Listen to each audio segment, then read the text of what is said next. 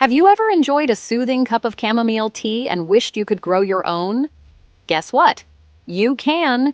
It's easier than you think, and you don't need fancy seeds or expensive equipment. We're going to unlock the secret of growing chamomile right from a tea bag. Get ready to transform your herbal tea dreams into a fragrant reality. This method is perfect for beginners.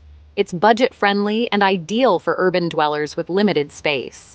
Plus, it's incredibly rewarding to nurture your chamomile from tiny seeds to beautiful daisy-like flowers.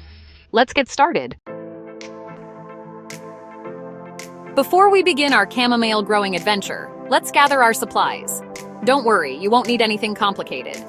Here's what you'll need. 1 chamomile tea bag. Make sure it contains whole chamomile flowers, not just dust. A small pot with drainage holes. A recycled yogurt container works perfectly. Quality potting soil. Choose a light and airy mix that drains well. That's it. We told you it would be simple. Now that we have our gardening gear ready, let's move on to the exciting part, planting. Now comes the fun part, planting our chamomile seeds. Gently tear open the chamomile tea bag. Inside, you'll find tiny brown chamomile seeds mixed with the flowers. Sprinkle the contents of the tea bag onto the surface of the moist potting soil. Don't bury the seeds. Chamomile seeds need light to germinate, so just press them lightly onto the soil surface.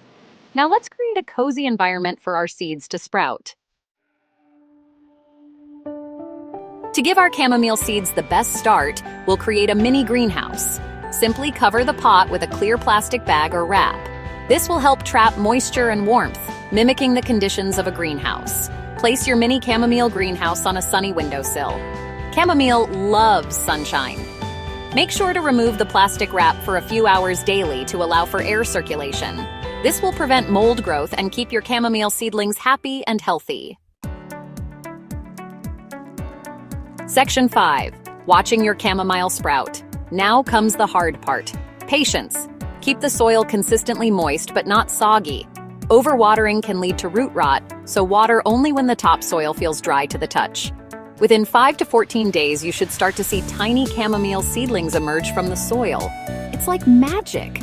These delicate sprouts are the beginning of your very own chamomile garden. Section 6. Giving your chamomile room to grow. Once your chamomile seedlings have a few sets of true leaves and the risk of frost has passed, it's time to give them more space to grow.